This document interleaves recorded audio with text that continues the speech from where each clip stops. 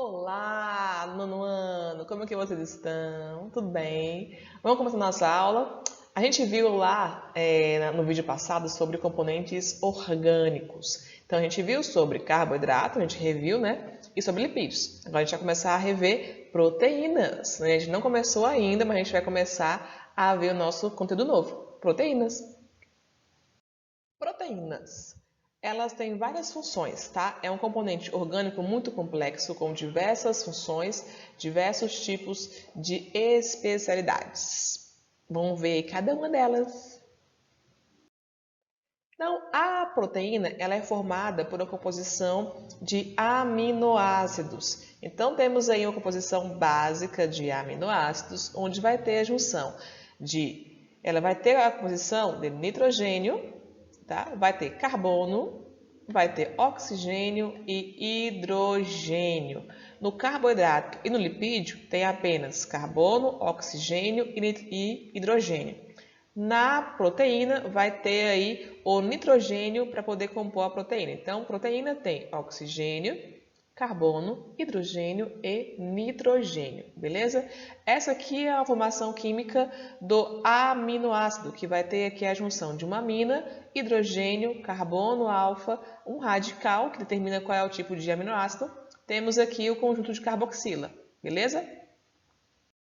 Então, a proteína é formada por uma junção de vários aminoácidos. Então, a proteína ela tem aqui vários tipos de aminoácidos que vão formar ela.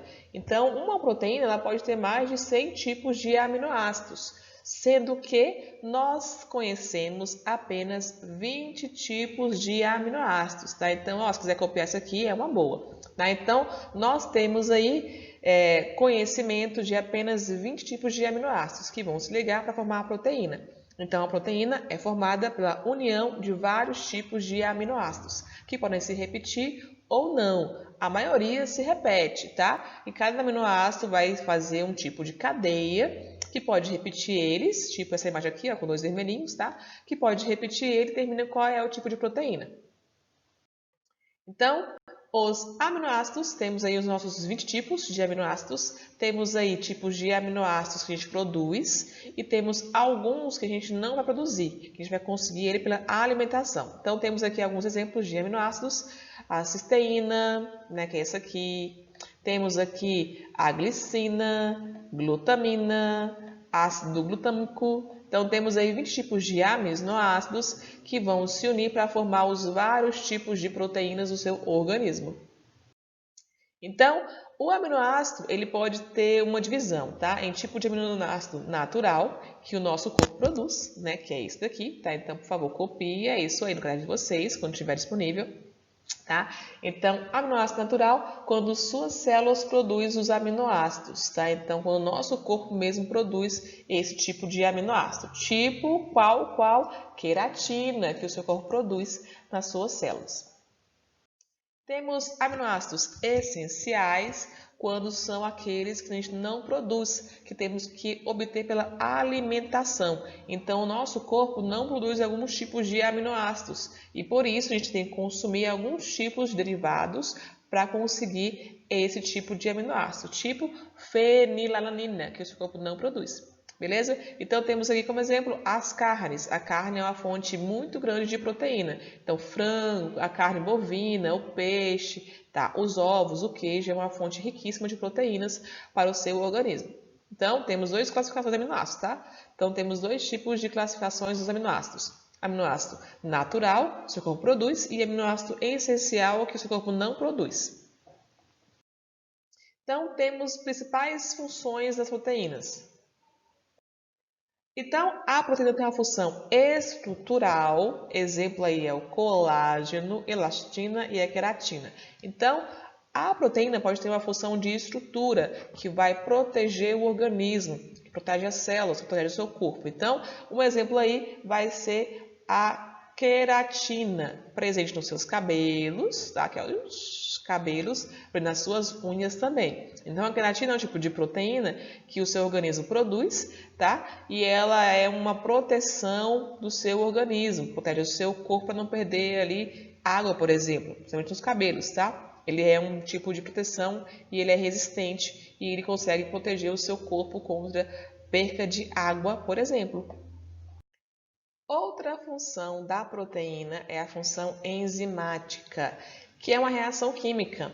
Então, no seu organismo tem várias enzimas que vão acelerar o processo químico. Então, a enzima ela vai ter a função de quebrar moléculas ou para liberar mais rápido energia. Um exemplo aí vai ser a amilase salivar presente na sua saliva. Então, isso aqui é uma enzima que ela faz a quebra de carboidrato. Quando você come aquele pãozinho de manhã, aquele pãozinho é cheio de carboidrato.